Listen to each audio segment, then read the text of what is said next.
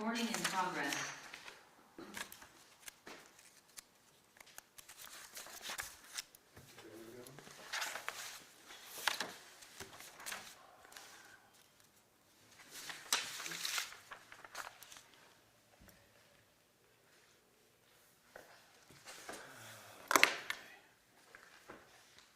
So we're all set whenever you're ready to go.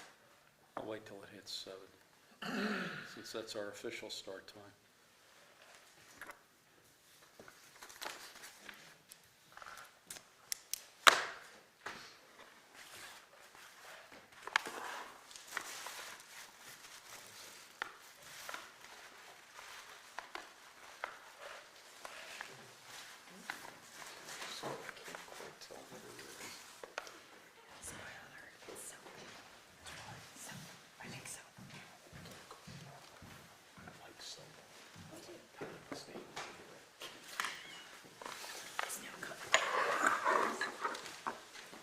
All right. So I will call the December 11th Planning Commission meeting to order. We will start with the usual. Welcome, everyone.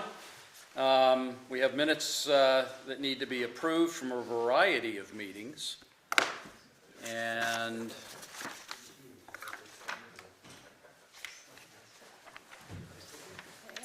so, let's see, the first meeting that we need approval for is the September 18th minutes. Let's see, Megan, you were at that meeting. And And Chris was at that one. this is killing me, I know. And then I was at and that was our quorum. So unfortunately, we're gonna have to wait until, well, you know what? You're just gonna have to do it anyway. 'cause I won't be I think we're gonna have to just tentatively approve the things, even though the other folks weren't here, because then you're gone Then I'm gone. in January. So, all right. I'll tell you what, at least let me get your approval verbally. Yes, yay. I Okay. move to approve. Okay, great. I'll second it since there's nobody else. All in favor? Yay. Okay, and I'll get Chris's accession on the phone or something. The next minutes to be approved are the October 20, no, wrong. The October 16th minutes. Phil, I've made it disappear on my phone. Can you give me a piece of paper on those or not? On the minutes, the actual minutes themselves, I sent them out. I know. Today. I'm not finding it. Yeah, I don't have them. I mean, I'd have to, That's okay. You want to send I'd them have to to me? send- I'll print them if you want. that's good too, yeah. If you want to just email it to me and I'll print them? You know what? I've got the email here that I sent today. I could just forward it. I might be, That'd be great. if you can look at it on your phone. a I little. sure can.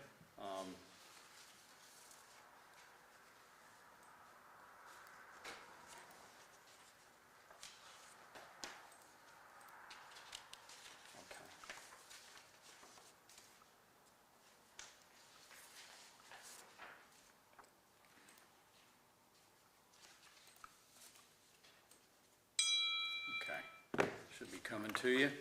So then we have October 16th minutes that need to be approved, and so in attendance there, we have our quorum here for that.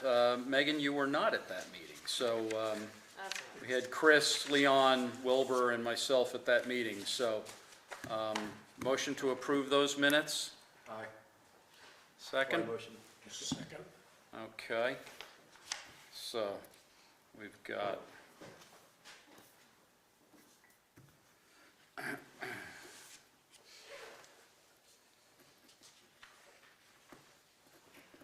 all in favor of approving those minutes? Yes. Aye. Okay. I understand. And then finally, we have the minutes that we need to do our part in approving from the joint Select Board Planning Commission Verizon Cell Tower meeting at the library on October 25th. And I sent those out. Those were drafted by Scott and sent out to us. So I need a motion to approve I those. move. Okay, Megan, Second. Wilbur, That's good. All in favor? Aye. Aye. Okay, passed.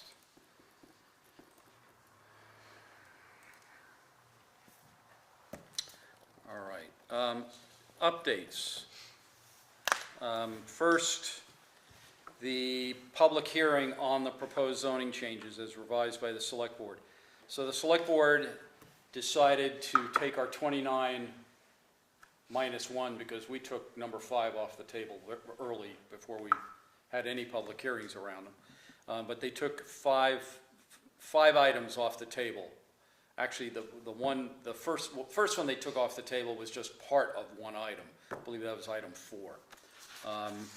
So it was the owner occupancy requirement. They did not want that removed.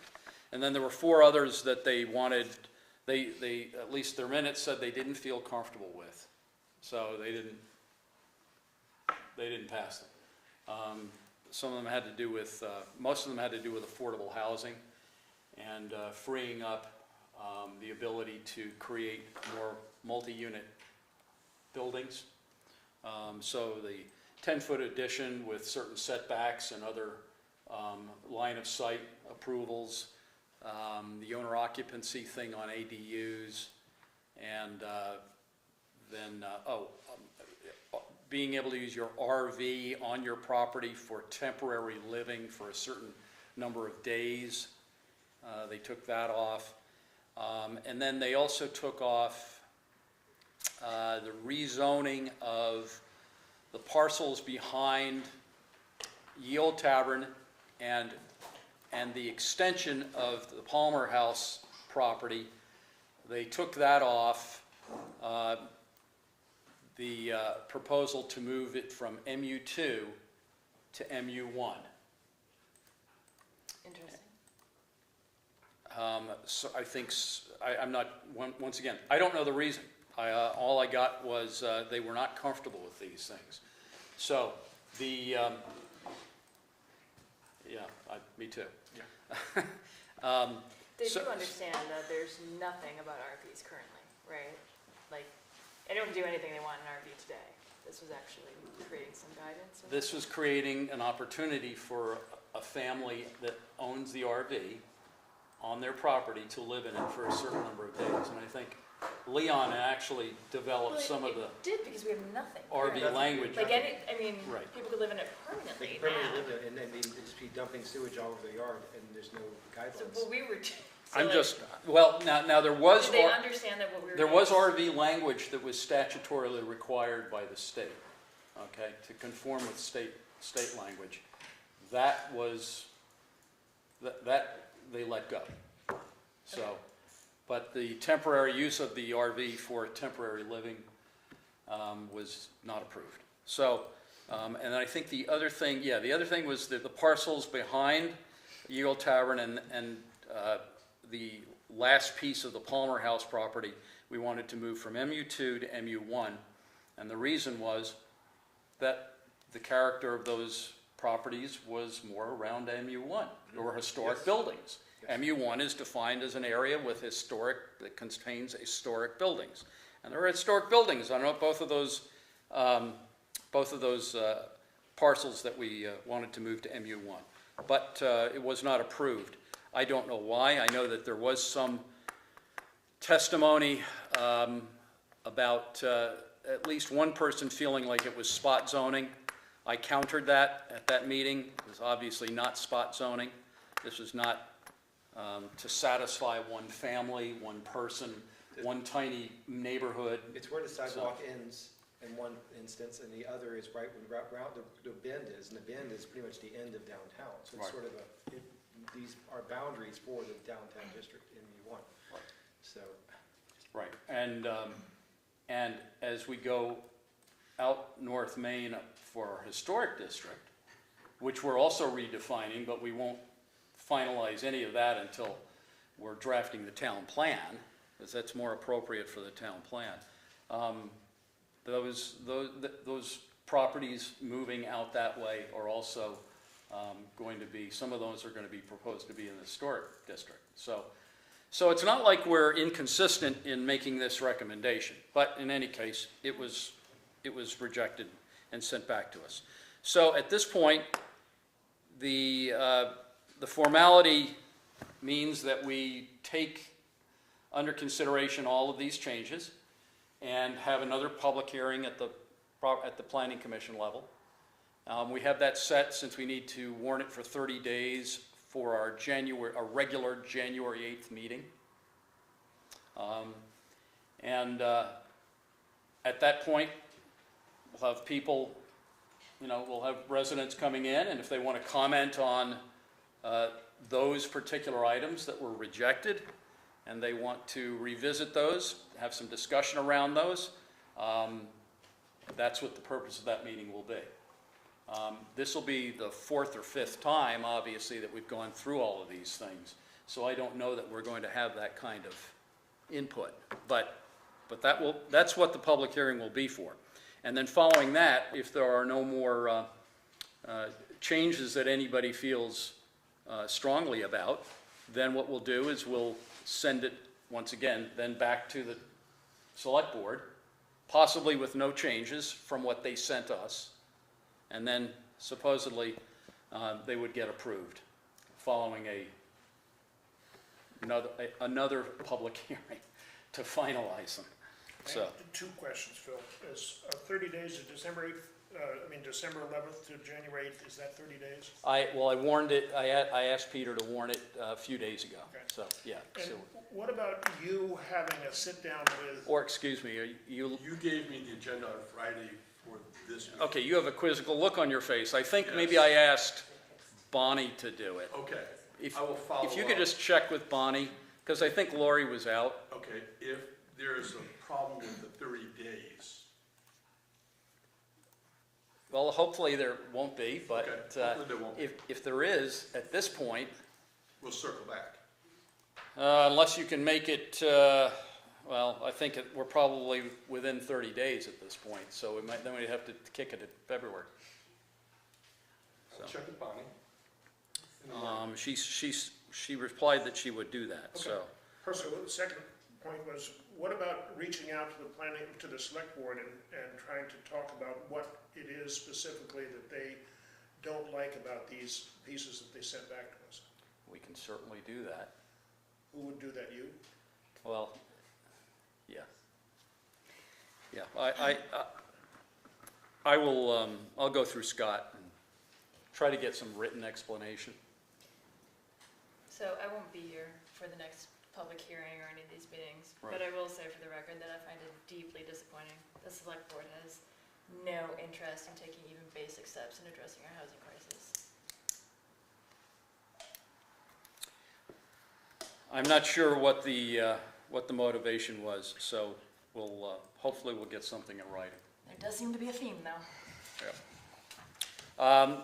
The next update is for the joint public hearing that we had on the Verizon cell tower.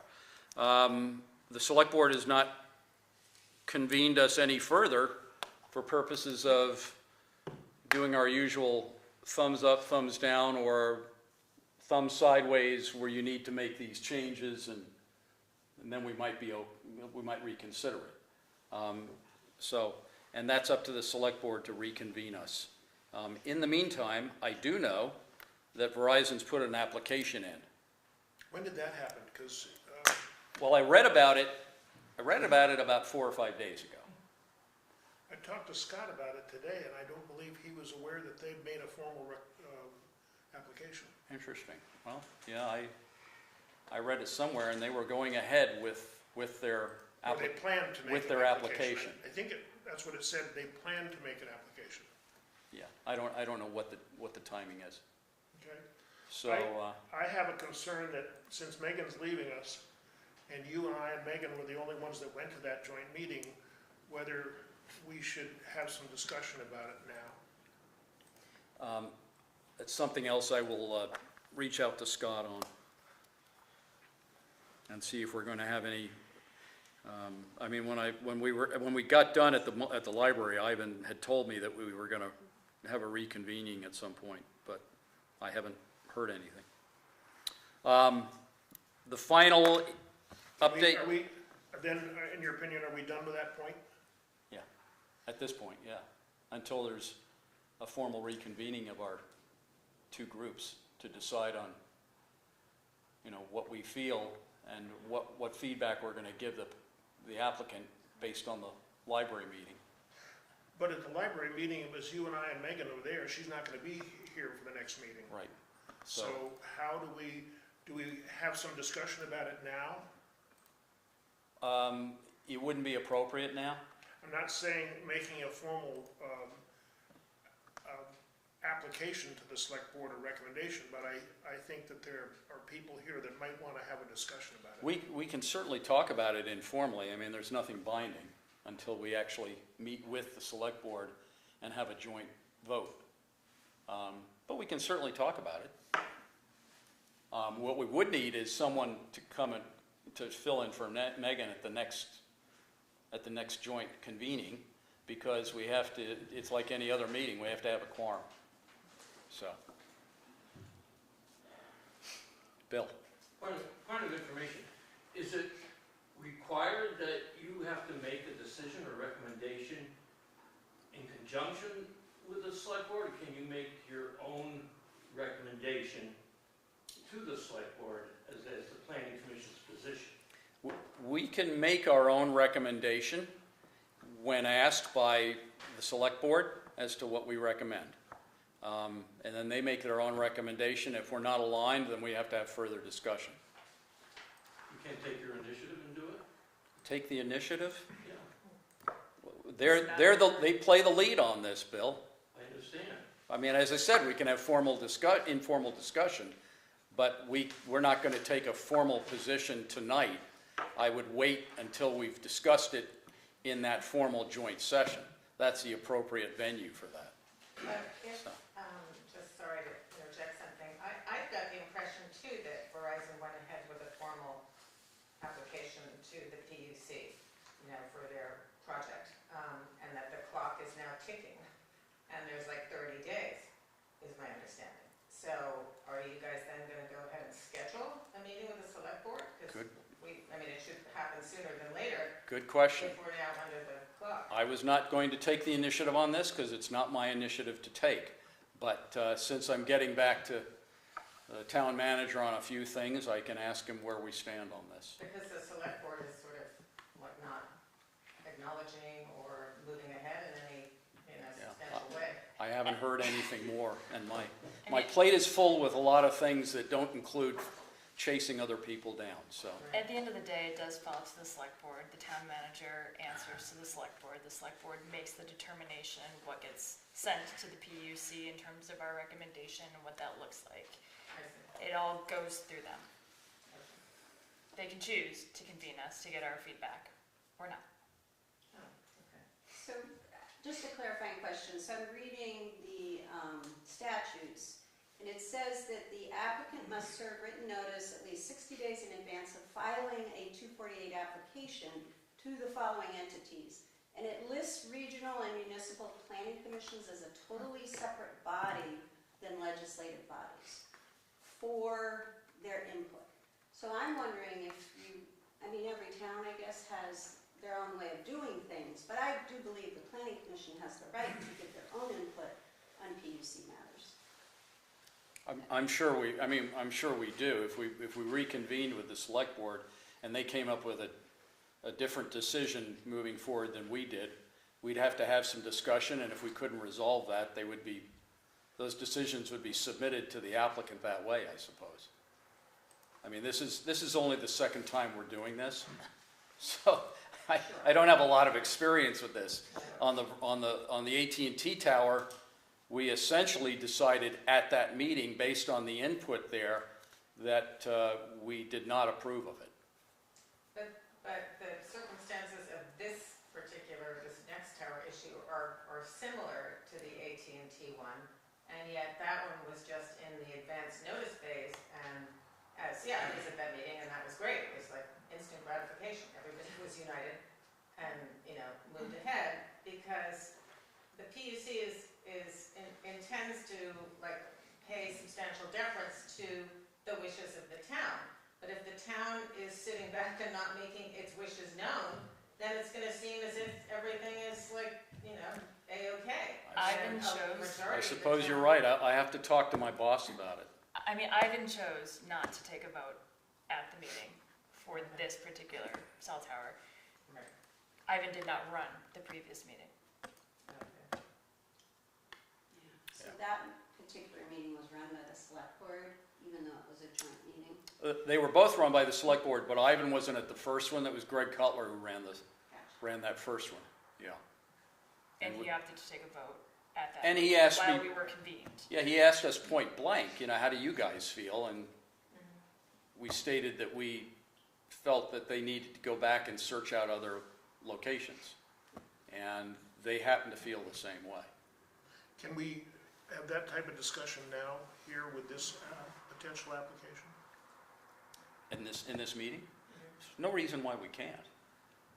I think we have people who are interested in talking about it, and I think we owe them that opportunity. Okay, great. Thanks. Want to go ahead? Should we- I mean, Which- I think it was just pointed out that the application for the previous AT&T tower had almost exactly similar issues of concern as this one does. And I think that if they turned that one down, maybe they should look the same way at this one. But I also think that, I'm not sure we should wait too long to make our opinion known to them, especially with Megan's leaving and she being one of the ones that came to that meeting. Well, that's why I was waiting for the select board to follow formal process, due process, which is for them to reconvene us. We can certainly, as I said, talk about, if there are people who are interested here, we can talk about how we feel and where we come down on the issue. That's not a secret as to where we might come down on it. I know where I come down on So it. that was, my next statement was, where do you I knew come where I down? came down on it at the end of the library meeting. And that is? I think that they need to search for other locations, Yay. just Yay. like we wanted AT&T to do. And Megan? I agree, on the same grounds, actually. And I Both agree on were- the same grounds too. I think that maybe there's a need for it, but it's the wrong location. Both of them were cited too close to trailer parks. And too close to other places where kids are active. Yeah, there's kids playing in the soccer field and, you know, so The adjacent school. the school's next door. The hockey rink, and then adults on the rail trail. So I think the planning commission is in consensus on where we fall on it, but we can't actually make any move until the select board. I understand that, but I think it's important for us to make a statement as to our opinions right now, because it would be extremely sad if it was too late for us to have input. Yeah. I have a question about the process. Is this an appropriate time to ask a question about the process? Sure. Could you just raise your voice? Yes. Tell us who you are, by the way. My name is Leah Parks. I'm a resident of Manchester. Might be worth it for you, since recording, to come up to the little dais there. Is there a mic there? I don't see a mic. Is this mic'd? Is this Right on mic'd? the edge of the desk, there is a mic. On this, On the other side, I think, Sorry. or maybe not, I don't know. There's nothing, there's a, right at the end of this desk right here. I is a believe mic. that cord is going to the mic over to there. It's- Sorry, it's- where do you want me to talk? It's, yeah, here, there's- It's all right. It's okay, just talk. Go ahead, we'll figure it out. Leah Parks. I'm a resident of Manchester. I also have 2 kids at the Red Fox Community School. And I regularly use the rink and the fields and the rec park right around there. My question about the process is, does the Planning Commission have a right or authority to write a letter to the PUC separate from the Select Board? Because it's becoming apparent that the Select Board, for whatever reason, seems to be dragging their feet on this, and the clock is ticking. And so, if there's a right and an authority, I don't understand the process, besides being polite and following normal practices, is there some legal block to you sending a letter to the PUC stating your position? I actually have a follow-up question on that, Phil. Well, Thank you, okay. Lee, for asking it. When we sent a letter on the last, after the last hearing, and we recommended it not be cited, the tower not be cited, the AT&T tower not be cited there, our council, town council drafted that. And town council can only do that under the request of the select board. So the response was drafted at the request of the select board. And we don't have the authority to ask town council to draft a response on behalf of us? No. So in part, that's an answer to Leah's question. We are not really, there's no reason why we couldn't send a planning commission letter to the PUC, but it has no weight. The town has to respond. So it's the town, and that's why it goes under Scott Murphy's signature. But the town has to write a letter as to our position on their application or their proposed application. But also the fact that we're being filmed and we're gonna probably see this in the paper or on TV is significant. If we're trying to make a position known that we don't support this location. Yeah. I have a few little comments, should I jump? Well, let me just make sure that we've answered Leah's question.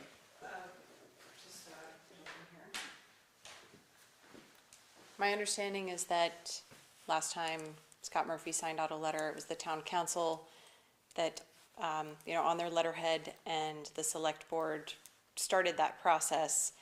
The PC could write a letter on your own letterhead to the PUC, but it might not have any weight to it. That's right, and I'm also, and I don't know the answer to this question, I don't know if the town would want us writing a separate planning commission letter.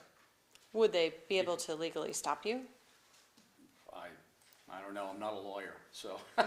The point is that we're supposed to be presenting a united front on this issue. Yeah, but to have a united front that's of a democratic process, there needs to be a voting process that takes place. Yes. And silence is, in effect, approval in Well, this circumstance. One might think that, yeah. The PUC will think that. So we will, I hear what you're saying. As I said, I'm not in charge when it comes to this. So we will reach out to Scott and find out what the select board wants to do with this. So you're gonna ask Scott whether we can write a letter separate from the select No, I'm board? not going to ask that. I'm going to ask about a reconvening and what is our formal response, since we gave no formal response, what is our formal response to the library meeting? Someone else on this issue? Ma'am, did you have? Well, I think we all do, but go ahead. all right. I think you wanted to say something on this issue. Yeah, just briefly. Well, first of all, my name's Tina Victor, I live here in Manchester. I'm very glad to hear that that we're all united on opposing that location, so I won't go over all the reasons, but, being the planning commission that deals with zoning, we all know that it is not zoned for, telecommunications towers, and that the height also would exceed, what is allowed in Manchester. So, it's, I don't know if I need to go over the details, but I think we can all imagine what a 140-foot cell tower with 5 tiers, ultimately, of antenna from different carriers would look like, and how awful that would be at that location on a 50-foot square cement pad with a generator, and then, as we know, it's on top of the rink, the schools, the playing fields, etc. So it really would ruin, I think, the whole atmosphere, of that area, which is a recreational area. And the balloon float thing didn't, that doesn't really indicate how bad it would be. So I went back to Beckley Street again off of, I guess, Lorette Avenue with my electrosmog meter, which is a basic meter that measures radio frequency radiation. And the levels there were high. It basically, it's pretty simplistic, but it's green, yellow, and red. And so it was in the yellow, the high yellow for, you know, when I turned into the road, and then the closer I got, the higher it went. And so that, you know, that's a danger zone. Obviously, if it were in the red, that would be far worse, but. What's that called? It's an electrosmog meter made by Cornet. I got it at there's a place called Less EMF, which it's an online store. I think actually it's based in Albany. But so, you know, that's basically you'd be replicating the tower that exists, you know, right there at Hunter Park, you know, which just to me is completely unacceptable. Because there's radiation, you know, and that's not a healthy thing for people to be around, and especially people that live there full-time, like all the mobile home people, you know, Homer Road. And, you know, I've been showing, because people sometimes, well, before I forget, we now have 360-plus signatures from Manchester, and principally Manchester, but the surrounding towns. And most people sign right away, and they all agree it's a terrible location. And some people will say, well, then where can it go? So I do have this map, which is, I think, from the town plan, the booklet that we have. And so there are 3 areas that have conditional use. You know, and as we know, you know, Hunter Park is MU2, which does not allow towers. But the office industrial, rural agricultural, forest conservation all have conditional use. So, you know, it seems reasonable to me to ask Verizon to find an alternative site, you know, given all the land there is, particularly with forest conservation, which is all of this dark green. And maybe one of these areas that is closer to the rural residential, you know, there are options. In other words, there are other places.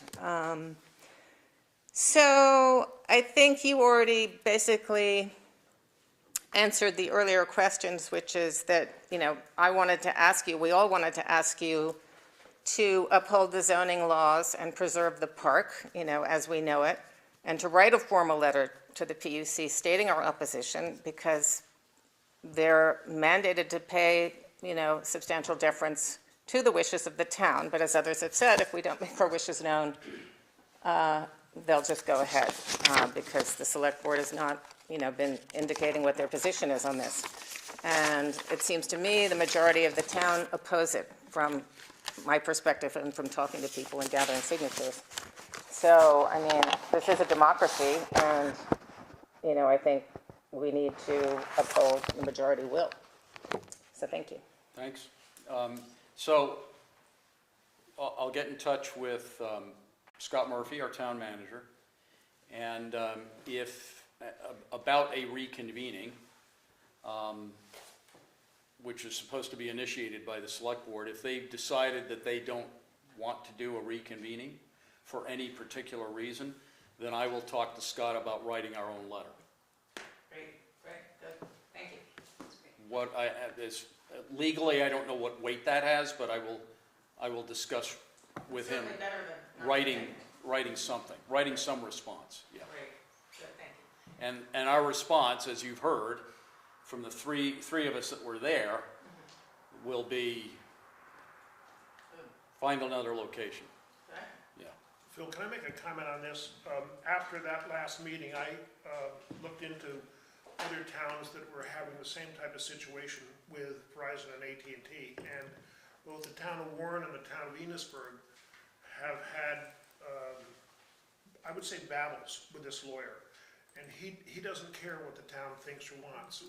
He wants to put his antenna where they want it. And it's a very acrimonious and not good interaction. So I just think that that has to be noted, that it's not as if they're coming to us and saying, what would you like?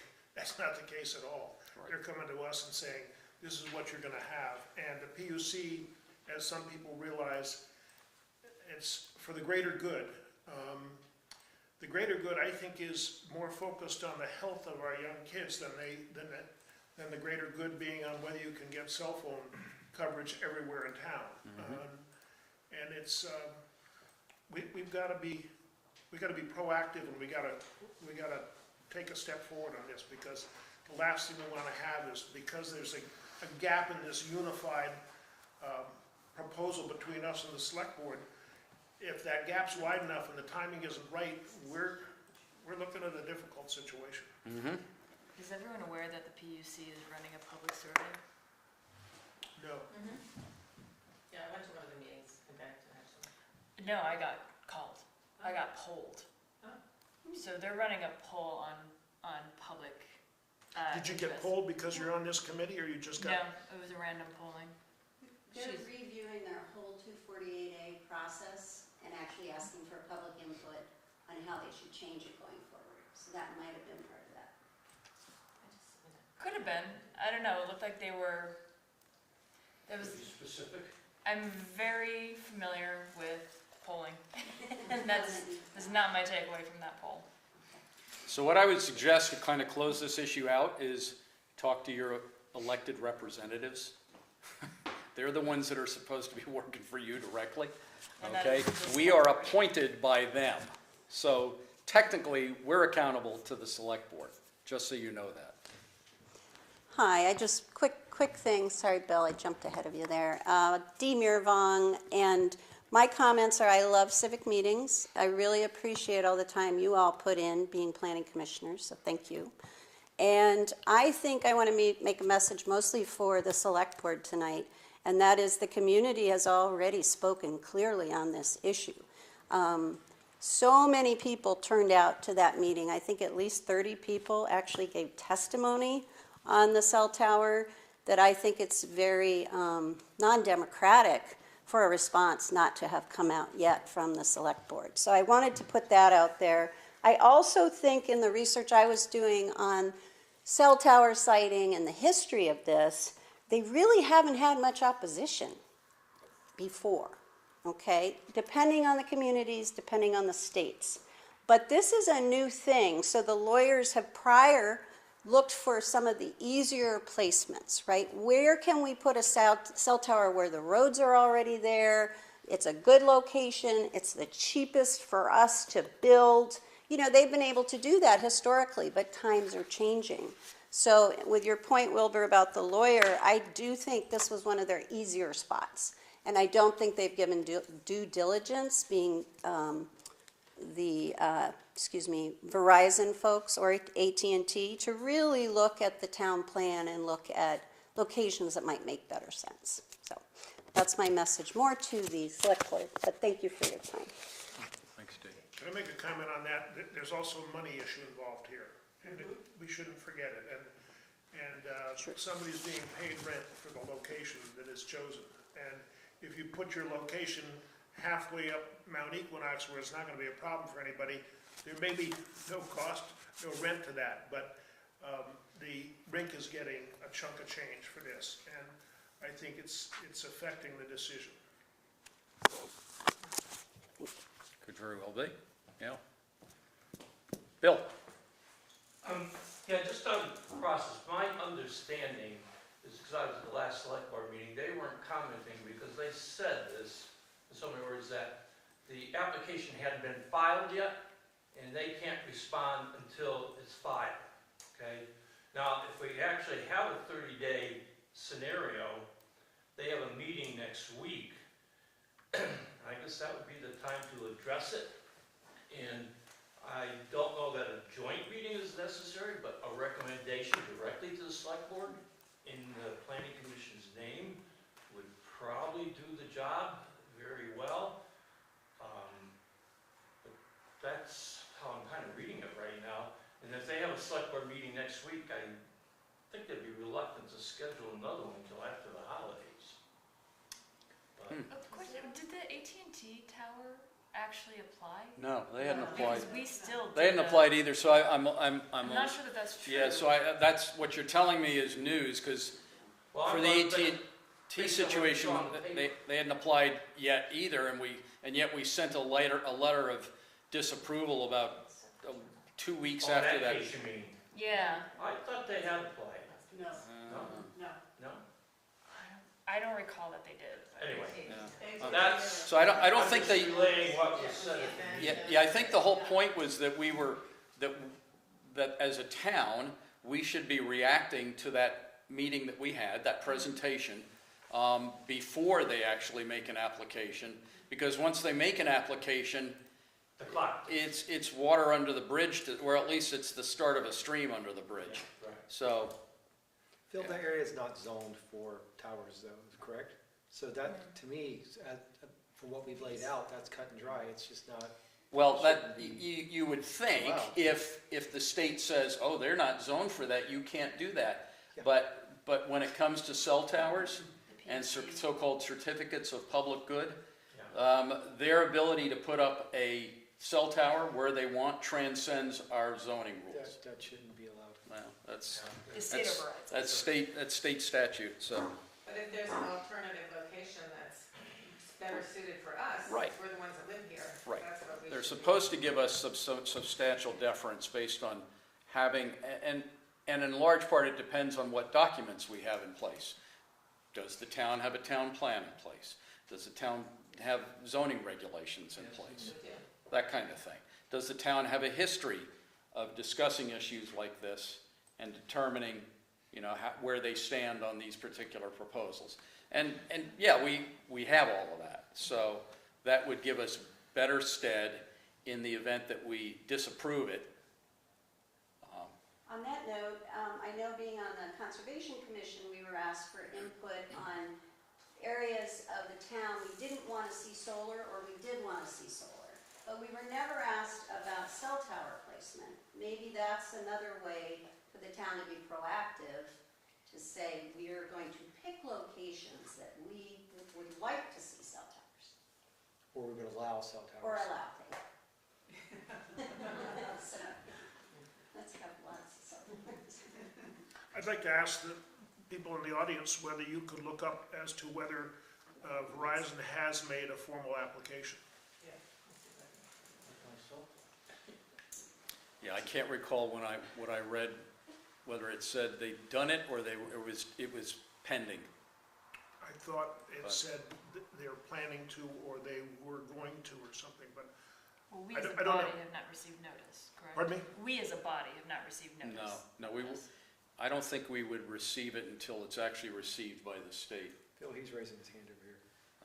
So my name's Thomas West. I just wanted to, not that I disagree with anyone on the commission about the placement or the appropriateness, or even anyone in the audience, but I can tell you, if you're asking, if I were to try and look up the information, I don't have service in here. But again, not that I. That's purposeful. I have it though. This is the elementary We school. want people paying So- attention. We're already on our phones now. We're not- I think we're you not didn't leaking pay your bill, I information. have service. Well, I also don't have service in my house. And Well, I here, don't it's, know want me to read it? Verizon expected to officially apply for Manchester cell tower Expected. approval. Manchester Verizon Wireless is expected to file an official application with the state's PUC in the coming weeks for approval to build a 140-foot cell tower near the Burning Man. Hopes to build a tower, et cetera, et cetera. I believe that article is based off of the December 5th select board meeting where they were asked, and they said, we're not really gonna comment on this because we haven't received an application. Now, That would be Where we inconsistent are with now. our last. I'm going to throw this at our town manager and let him worry about it because he's pretty familiar with how the dominoes need to fall with respect to our due process. I heard that they are in the process of doing it, but it's imminent. So I don't know if it takes time for the papers to be received and docketed or something like that. But I think that they have either hit the send button and it's being processed or they're ready to send it. We don't have weeks. Right. Well, if we can, smart to if do we it can right create a before sense of finance, urgency yeah. with our colleagues, then we will have at least some sort of joint convening to figure out where we stand on this as I think a that's- town. I think that's a really important statement, the sense of urgency. And I think that if you're gonna go ask what's happening, I think that you ought to check every day what the response is. Well, Wilbur, this you're isn't my welcome day job, Pardon but me? to. I yeah. said you were welcome to. Can Yeah. I read the I'd be minutes glad from to. the select board meeting on this matter? I'm sorry? Can I read the minutes from the select board meeting on December 5th that talks about this? I don't have them with me. I do. That's why I've been looking at my phone. They're Sorry. really, really long. No, it's like 2 sentences of Oh, what okay, Murphy fine. said about this issue. Okay.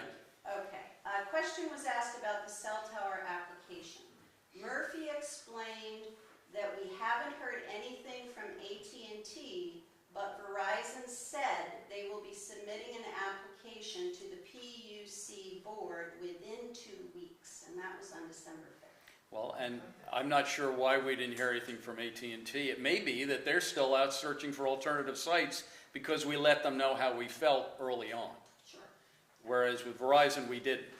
They're probably just waiting for Verizon to do it so they can rent space on that. That's the truth. It's entirely possible. I mean, they'll all glom onto each other's towers anyway. That's- So I'm not sure that's the reason required. for 2 superstructures, when what happens is the company that stands them up, essentially, they basically sell spots and that to all the other carriers. And so, That's why they wanted 140 feet high, so they can stack at least 5 on there. These aren't That's right. easy to cite. Matter of fact, the PUC wants 5 on there, because they don't want 5 different locations. right. That's why it's so important to have the right location to begin with. Because, And there's no taking it down yeah. once it's up. Not legally, right. I mean, there's no process, like, it's gonna be there. Yeah. So, They signed 20-year leases, I found that out for the site. Well, thanks for your input. We'll be back out with what we find out from talking to the select board. How, can we get specific on that statement is, if we're not gonna have a meeting for 30 days, how can we communicate prior to that? Well, I think Scott can put something on the town website, depending on what the action's gonna be. Okay. Yeah. I think that's probably the best way for residents to understand what's going on. Okay. Yeah. So there would be another select board meeting on the 19th, that's a Tuesday. It's on the calendar. Couldn't tell you when it is. Coming Tuesday. Okay. So it seems like we should probably attend that to get there. Makes sense. There's I would not one strongly tomorrow? recommend And that perhaps, as the body There's with not one authority tomorrow. over this. I can't keep the But I'm timing of their glad that you guys- meetings that we're on the clear, same because page. then sometimes they'll have them off Tuesday. Communication methodology is, Tell me about it, yeah. Anyway, thank you all for your input on this issue. I know it's a source of quite a bit of emotion, and rightfully so. can I ask if there's any other input that people, pending, people want to ask any other questions before we move on to another topic? Relative to cell tower or anything else? The cell tower. so what can we do to sort of push the select board to make sure that they can have some decision for the next meeting between now and then? Do we just contact them and just, They're your elected representatives Yep. for the town, so. Go to a meeting, if you don't want to wait for a meeting, okay. make some phone calls to the town manager. Oh, no, make some phone calls to members of the If you, select board. hey, if you can reach them, yeah. I mean, they have town-based email addresses. Whether they'll get back to you or not, I can't tell you, but they do have them. And you can, if you don't have them, you can get them from, I'm not sure they're on the website, our new improved website, but you can get them from the folks in the office.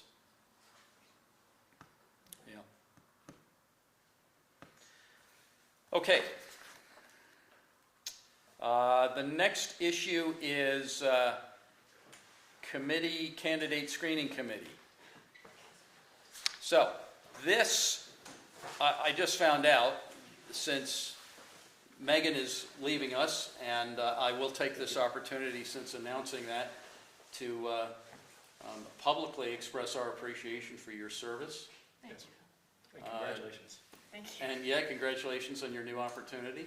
It's wonderful. But Why you, stop? Why not? Because it's cool. she's going to be wind farming. But you've certainly had a lot of great input for the short time you've been on the group. So Thank you. we sincerely have enjoyed your participation, It has been a pleasure And, to work with you guys. and Godspeed in your new pursuits. Thank you. Yeah. You'll develop a Scottish accent. Perhaps. We'll see. Don't eat too much haggis. They do have vegan haggis now. Oh, sounds even worse.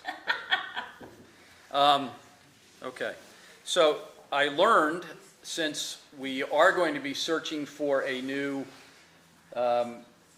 planning commission member, since we need 5 people, that there has been established a screening committee. I didn't know what that really was, but Scott told me that there's a screening committee established for the purpose of interviewing all committee or commission candidates that apply, and then making a recommendation to the select board.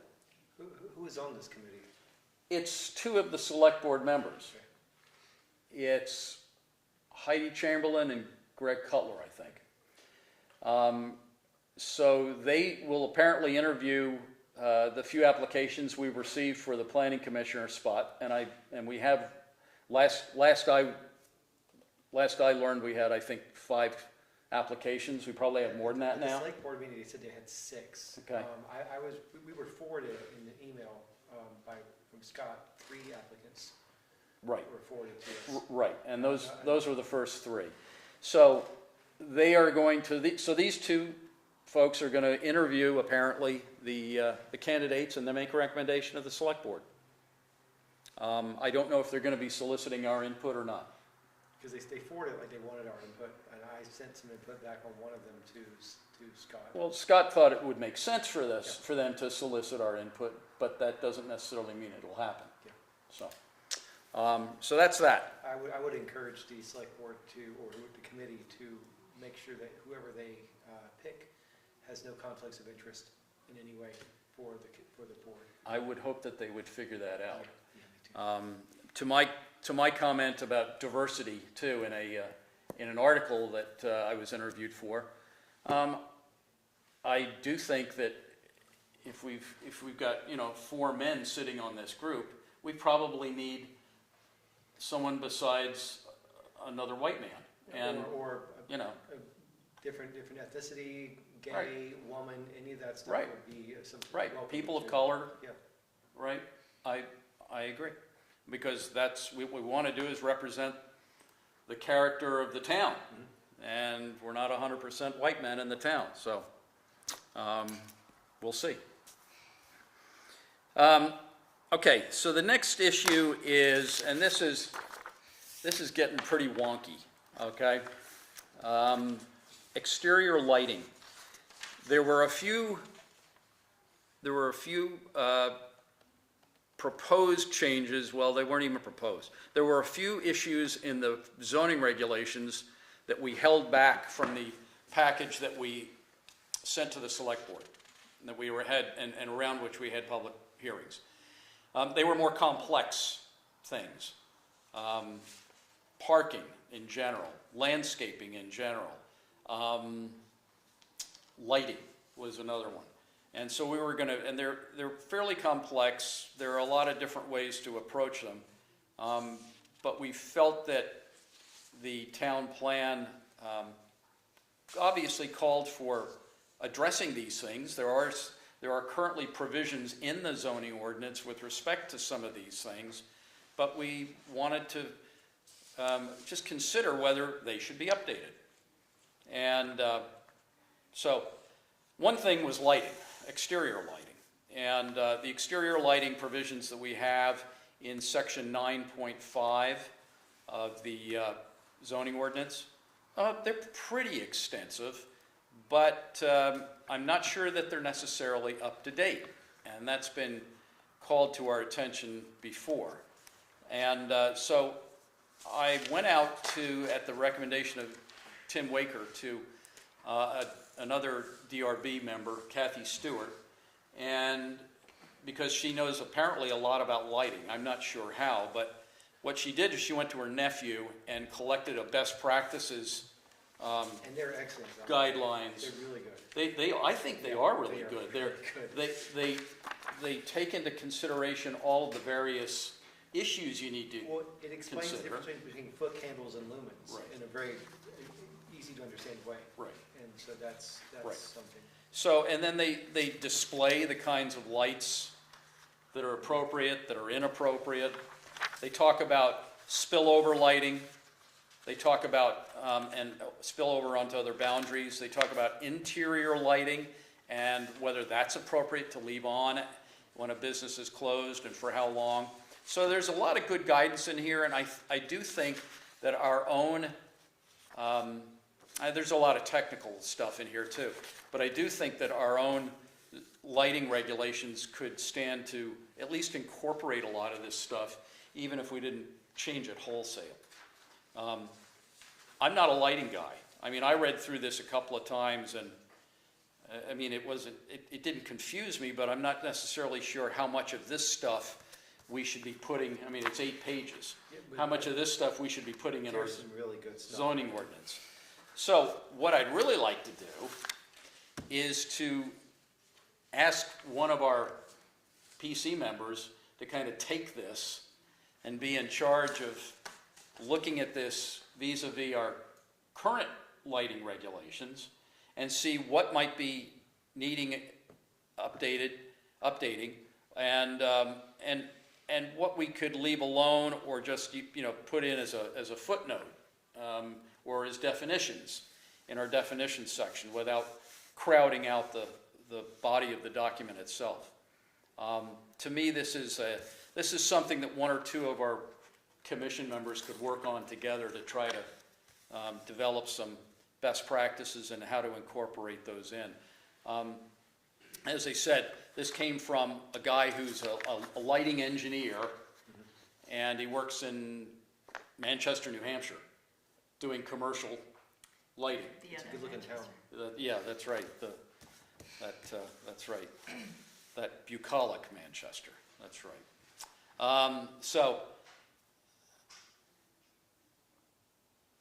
Well, I guess you're off the hook since you're leaving. Yeah, you're off the I hook. am. Leon, is this something you'd want to take a stab at? Possibly. I have actually, I have something to pass out that's tied to this, because we had spoke about this previously.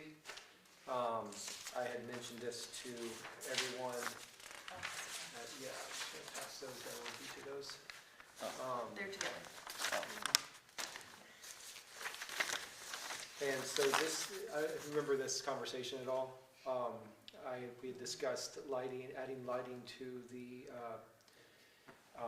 gables or roof lines of all the buildings in the downtown district to cheer up town during the fall and winter months.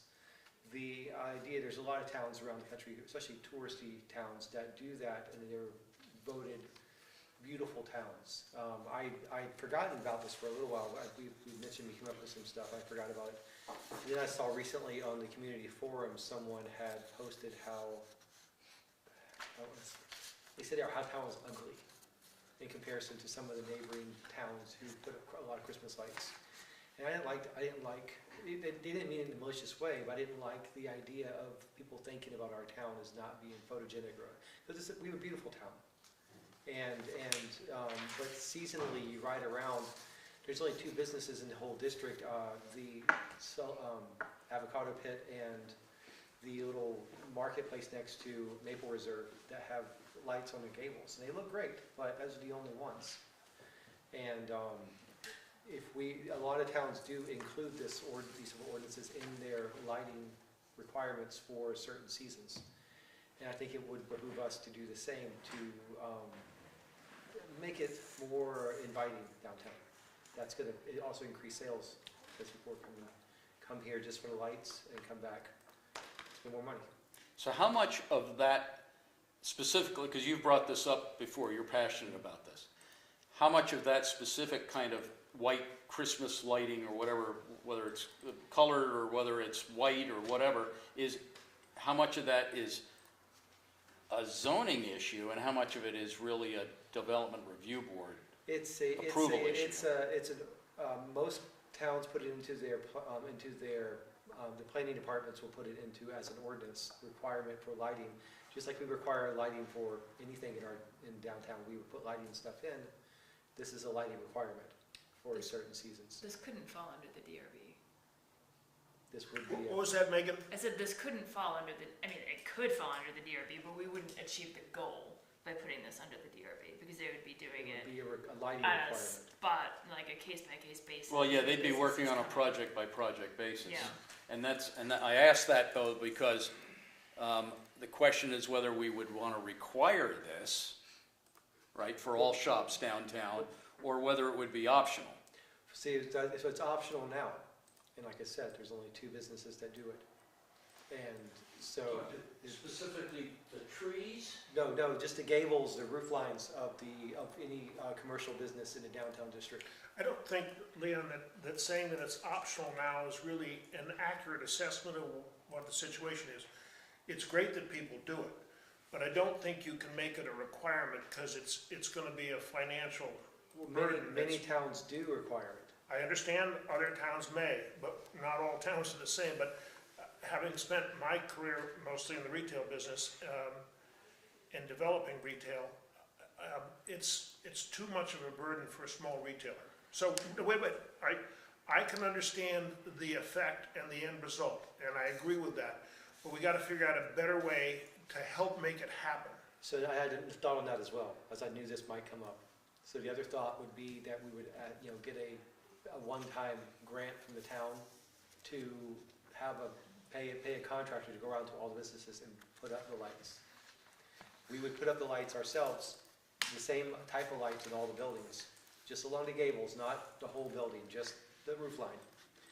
And, plug them in, and then from that point on, the business owner would then be required to run. I think it's a good idea to try to figure out how to help retailers make this festive appearance. Yeah. But I don't think we can require it. But I think we should be more imaginative on whether we provide them with the lights, whether there's a boom that comes around on a certain day to help them with it. And then the other thing that's going to happen, if you have 30% of the retailers on Main Street do it, I think the other ones are going to say, hey, They're going to want to that looks pretty good, I better do that. So if we require it just in the downtown district, it's gonna spread around town because they'll realize they're being left out. They look dark and gloomy in comparison to the lit up festive area of So town. we've got to figure out how to make them want to do it instead of tell them they have to do it. Is this something you could work on with Leon? Sure. Because you've obviously got a retail background, so that helps. I think the end result that he's looking for, I think is a positive, and I think it would be good. How do you get it done? It's too late for this year, but for next year, if we had half the stores on Main Street lit up in a festive environment, that would be great. Yeah, the idea, if you look at the language I put in here, I was hoping to do it for fall and winter. So the idea, not just for Christmas or the holidays, but more of September 22nd through March 21st. So basically 6 months out of the year, it would be up, and that's the gloomiest time, because we have the shorter days that time of year. The lights would get the most use. Yeah, if you guys could work on something together, I mean, what I'm envisioning is you work on kind of a physical proposal on what it would look like, right? Yeah. What potential, cost proposal might look like, and then ways to develop the funds, whether it's a grant, whether it's part of operating costs of the town, if they're able to set aside money for that, depending on how much it is. And then what are the, what's the implementation look like? Yeah. Because, it sounds like a really nice idea. And you have to make sure that it falls within the guidelines of what was just passed out. I thought that was a pretty good document. But I think you don't want to jump right into saying this is what we have to do. You got to look at it as, is it going to work? There was significant detail in those Oh, yeah. lighting, but Yeah, I thought it was well done. yeah. Yeah, and I'm resistant to getting too formulary in, you know, giving a list of you know, lampshades to everybody as to what they can and can't put in. We could go a little overboard with this, I think. But I think the concepts in here of what is good lighting, what is bad lighting, how to measure, you know, are we looking at lumens, are we looking at foot candles, that kind of thing, because that was one of the original motivations for looking at these lighting regs anyways, because we weren't sure that we were measuring them. Correctly, but if you look at the language that describes foot candles versus lumens, it says here, foot candle is the basic unit of luminescence, the amount of light falling on a surface. Whereas a lumen is the unit used to measure the actual amount of light that is produced by a bulb. So these are different things, and so a bulb can produce a lot of light, but you can have a lumen cap, which is one of the things described in here, on the fixture, and the lumen cap keeps the foot candles down, so they tie together. Mm-hmm. So you know. Just like a spotlight would probably have high foot candles, but not necessarily high lumens. Well, Other no, way we have around. other way around. The way around. Yeah, Oh, okay, yeah, right. yeah, but yeah, Right. you get it.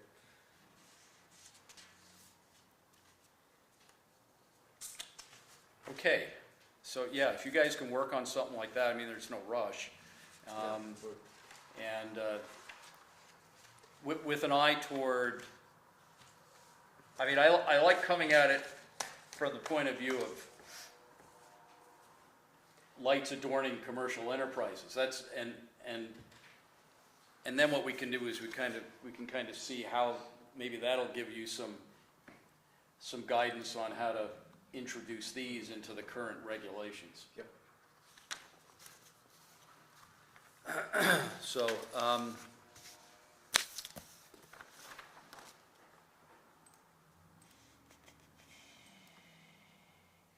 okay, I have town plan, pre-planning issues for update in 2025. All right, here's the story. We went out for the past 2 years, and we had to get our applications in by November 1st. So we didn't do it for this year, and that's because for the past 2 years, we did put applications in for our grant to do town plan. We were approved. We received the maximum amount that we felt we needed. It'll include a match. And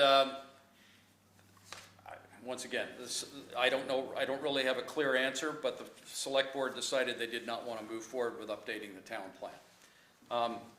Did they say why? Did they say why? Yeah, No. because we haven't had a full revise. I know. It's in 20 years. 25 The case was made. 25 to 30 years, yeah. Okay. So last update was done in 17, but we need to stop updating it because literally It's complicated. it expires in 2028. So we don't have any choice at that point. We are out of a town plan at Yeah. that point. And So, Thanks. you know,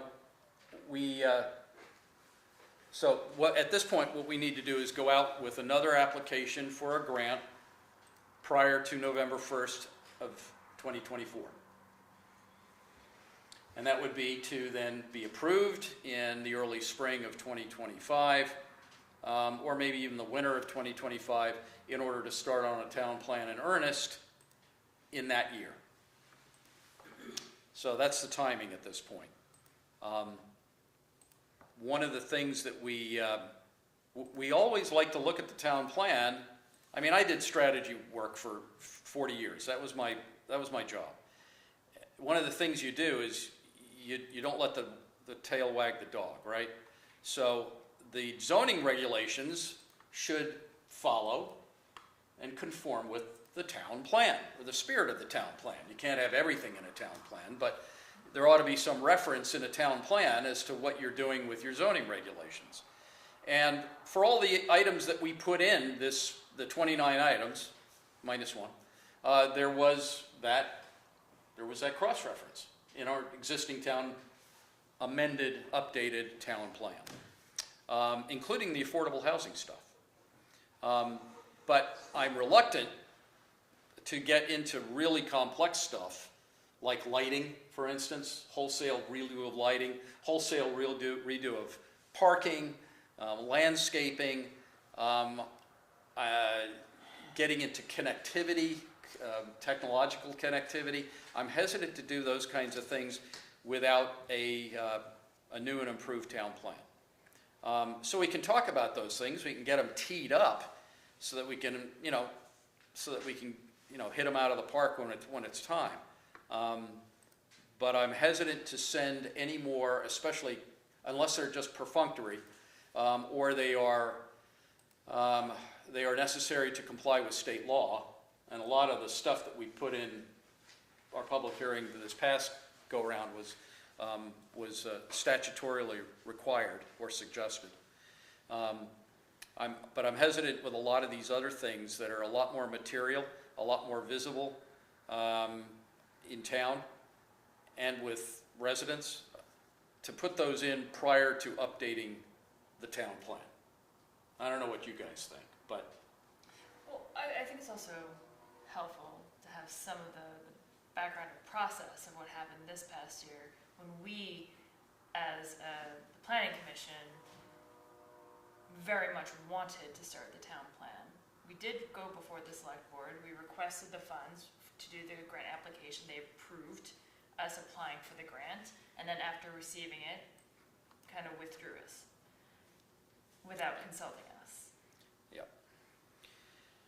Yeah, there's certainly a communication challenge, and I think I need to work on that to the extent that I can. So. Takes two to tango. It's a little discouraging because we can sometimes work on something for weeks and weeks or months, and things that we work on here in the meetings, and then we'll submit those things that we worked hard on, and they'll just like, oh no, and that's the end of it. And I understand. And I showed up at 3 select board meetings to discuss these things. It's discouraging for us. At 2 public hearings and at a pre-public hearing as well. So, and went through all of these items ad nauseum. Yeah. So. And I went before the select board to request the funding for the town plan. Yep, you did that. It takes And time to. thought we had a green light. Write all of this stuff and come up with everything and to be shut down. Yeah, I think that I would say there's a larger issue here that we need to address. So, but one of the things we did when we were planning to do town plan, about a year and a half ago, you and I put together kind of a document that was Mostly you. I was overwhelmed at the time. so a pre-planning document as to how, kind of a brief on what the steps are that are involved in putting a town plan together. And a lot of it starts out with data collection. We'd have to do our own data collection, obviously, with the help of whatever consultant we hired. This is also, let me back up a minute. This is not something that 5 of us sitting here would be doing on our own. We're not professional planners, and we don't have a planner on staff any longer in town. So we would have to hire a consultant, and there are people out there that consult on these kinds of things. Vermont-based planning consultants that do town plans. Obviously, they would do them in conjunction with our input and our feedback, and we would probably lead some of the pieces that go into a final plan. But once we collect all the data that we need, then the next thing is gathering input, and we'd want to make sure that we hit all of the various groups in town, business, schools, houses of worship, town departments, all sorts of other, and then demographic slices of folks, and gather input as to what they consider is important to going into a town plan. And those questions would be structured so that we're getting consistent input, or at least we're asking consistent questions as to the input we get. Then we'd have to come back and we have to catalog all that stuff and organize it. And then begin writing the town plan with an eye towards looking at what we already have in our town plan, because a lot of the stuff in the town plan that we have right now is good stuff. I mean, a lot of it would be retained. But there are certain things, because of the age of the document, that are not in there. Alternate transportation, technological connectivity. I also find the organization of the current town plan to be a little disorganized. It's hard to find things easily when you're searching for something.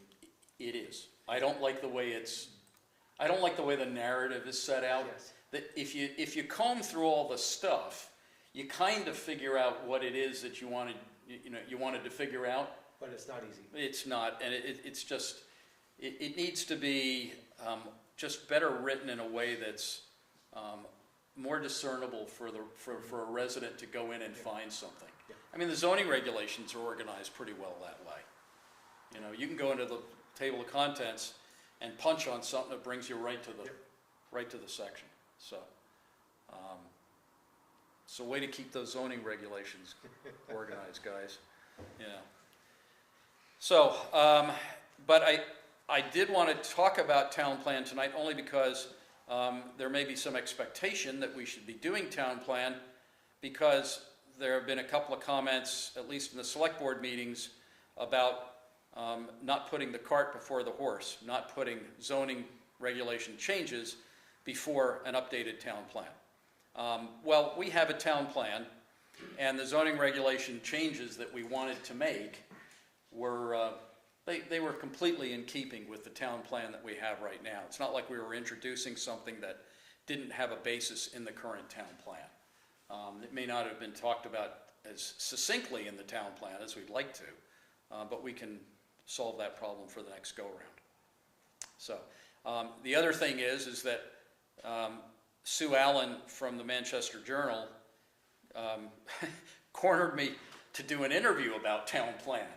And so, given that she did that, I felt like, gee, maybe we need to, rather than just having this article in the paper sitting out there, without any kind of, not knowing the genesis of the thing and not having no cross-reference to anything else, I figured, hey, we ought to talk about this. And we ought to, rather than just waiting until we get to the time of making a grant proposal to the state, let's at least talk about what the components might be. And we can continue to do that. We can bring it in and we can start looking at all the major sections. And we can collect our input about how we might want to reorganize those things. I think we are going to, when it comes down to actually working on the thing, we're going to have to break down into subgroups and each take a piece of the action. Bill, there was I was looking up the, there were some things in the ordinances for the wording for the planning commission that says we can have up to 7 members in the planning commission. We currently only have 4, and most of us, like, myself or Chris or Megan, sometimes we'll miss meetings if we have other obligations, but if we had 7 members, that would help with this sort of thing, because it's a big task. It is. And we're non-paid, for this sort of thing. To have more people taking a bit of the pie away would make it a lot easier. Is that something you could look into? That's a good point. Let me check with Scott on what the rules around that are and what the history is. I know we've always had 5 people. But it says we can have for 7. some reason. Yeah. But The state statute says. I don't know what the history is behind that. It goes back a long time. Yeah. The 5? Yes. Yeah. But it says we can have 7. so- The select board may have a good reason for it. If they do, I don't know what it is. Yeah. So, but there's nothing wrong with questioning it. Okay. I think Especially- it's been the dearth of qualified volunteers. That Yeah. doesn't seem to be true anymore. If there's 6 That applicants. doesn't seem to be there's- true anymore. It seems like there's, yeah, there's enough people to Yeah. go around. Yeah. Okay, well, that's pretty much all I had for the standard business agenda. Is there any other business, either from our folks in the audience or from up here? Bill, you got something? I do. I think that if you talk to the select board, I'm sure they'll give you some answers, but I do have, like to pursue our favorite topic, short-term rentals. And I've put together some language as a starting language for you to consider as to, let's say, how to bring short-term rentals under reasonable regulation with our zoning bylaws, just like all other lodging facilities. And I'm speaking primarily about the long-term, short-term rentals. What I mean by that is short-term rentals that are advertised for business for all year long or substantial part of the year, and that are operating essentially as commercial enterprises. In residential areas. Pardon? In residential areas. Is that what you're, Well, in general, in general? if they're a lodging facility, I don't see why they shouldn't be treated any different than hotels, motels, or bed and breakfast in terms of coming under our zoning and following certain rules and regulations that apply to all commercial enterprises. I think it's an equity issue as much as exerting reasonable control like we do as we do all other commercial enterprises, to see that they fit into the fabric of the town and respect the town and contribute to the town in a reasonable fashion. The village had just passed the language that would require inspections of the facilities. A number of towns are jumping on the bandwagon lately because they're realizing, and I think you just can't avoid it because the statistics are there, that short-term rentals are the proliferation of them in the last 7 to 8 years is definitely contributing to the housing crisis overall in Vermont, particularly in areas that are strong on the tourist business or the hospitality business. Even the VPR has done some, let's say, programs on them, and I think the statistic roughly in 2015, roughly there was 1,000 so-called STRs, is now somewhere around, I think the number is 15,000 statewide in the space of 7 years. And when you look at the economic numbers, it's understandable why that happens. But the related impact is, what's the trade-offs versus what the impact on our housing crisis. And somebody indicated today, the lowest priced house in Manchester today is $475,000. And I think there's only 2 properties under $1 million. And if you look back at do a deep dive into the local records, the number of houses that have been converted from prior housing stock in the last 5 years to long-term STRs is fairly substantial. So anyway, you've heard me, I appreciate it. I'd just like to pass this out for you to review, to look at, discuss tonight if you'd like, and consider making appropriate recommendations to fit these types of lodging facilities, bring them in line with all other lodging facilities. And that includes what areas of town they might be allowed in and what areas they aren't allowed in. say about it right now. Can I comment Thank you. on that? I'll take a copy of that. Thanks, Matt. I would suggest that we don't study this and talk about it tonight, but have more time than that.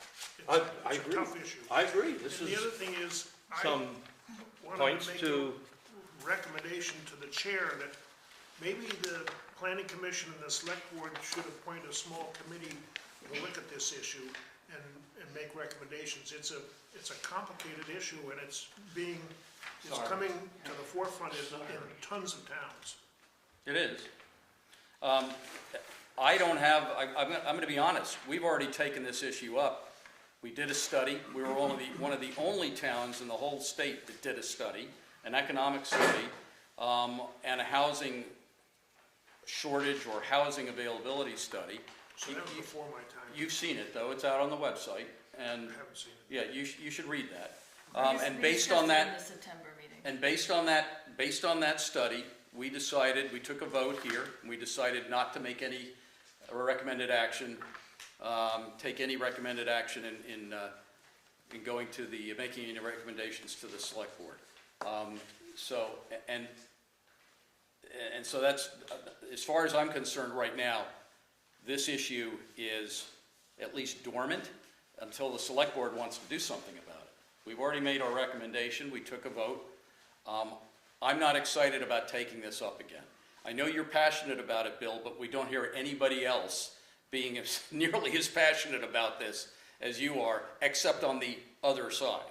There are a hell of a lot more people that are passionate about not wanting to do anything with short-term rentals. Just leave them alone. well, if you're seriously concerned about housing, Phil, I think you've got your head in the sand.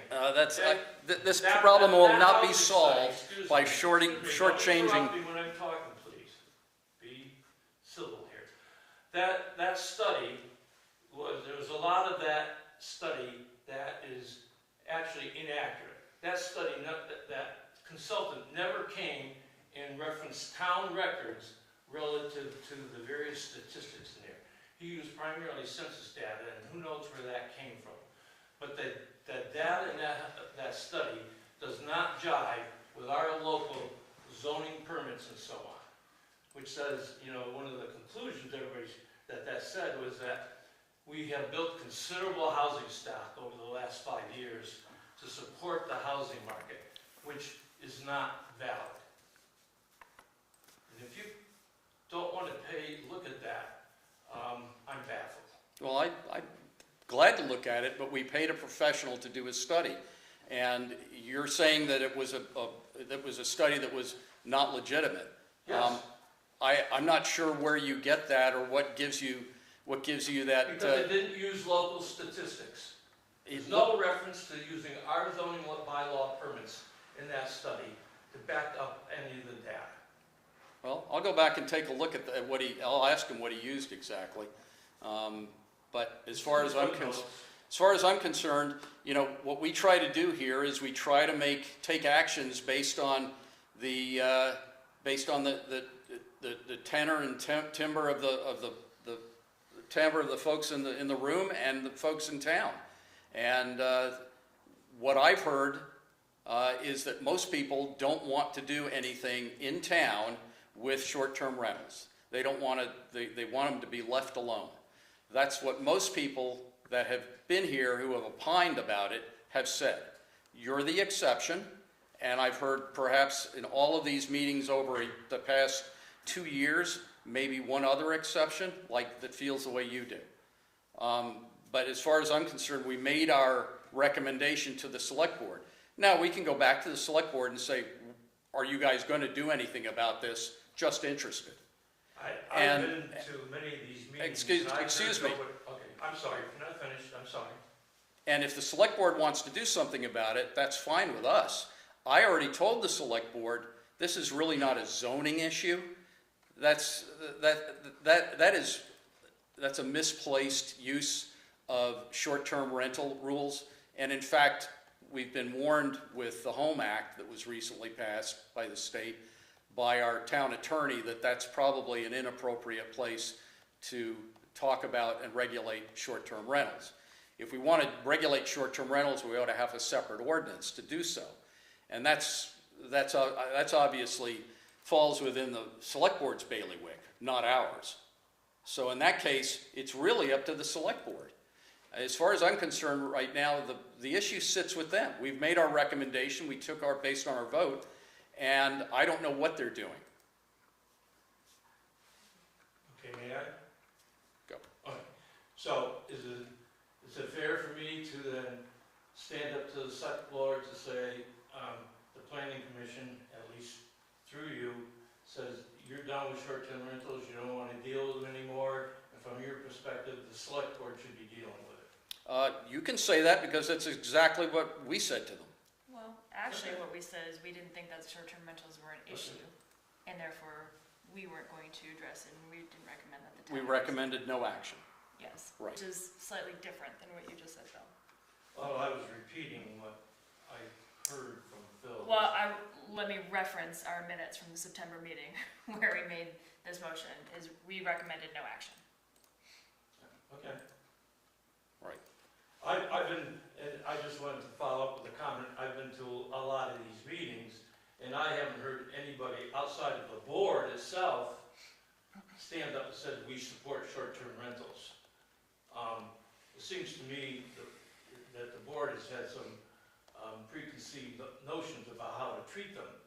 And when I've been here at the meeting, public meetings, I haven't heard people come up and to speak contradictory to what I'm saying.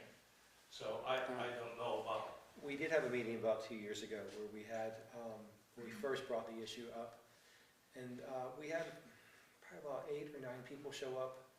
Half of them were owners of short-term rentals, and they were for short-term rentals, and the other, half were opposed to non-regulated short-term rentals. Thank you for the information, and you're saying It was about half people and are half. there, probably 50-50. Yeah, You're not. I don't recall it that way, Leon. I recall it was almost unanimous except for 1 or 2 people Okay, that wanted to leave them alone. I but- don't think we're gaining anything by dragging. But in any this case, discussion that out. must have been a meeting you weren't at, Bill. That is So- correct. 2 years ago, it wasn't. But we've been talking about them that long. Well, that predates me, and we did have a discussion, and I recall having people attend, but I more recall receiving written statements from residents about it than people actually attending a meeting that were sent to the full commission in support of no action on short-term rentals. I'm fine with going with what the majority of town residents want to do. That's why I'm sitting here. But at this point, since we made our recommendation to the select board, it's up to them to make any changes, and they're certainly entitled to do that. Okay, thank you. So,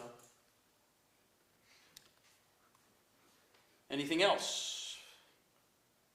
Okay, motion to adjourn? I make a motion. Second? I'll second. All in favor, aye? All in favor? Aye. We are adjourned.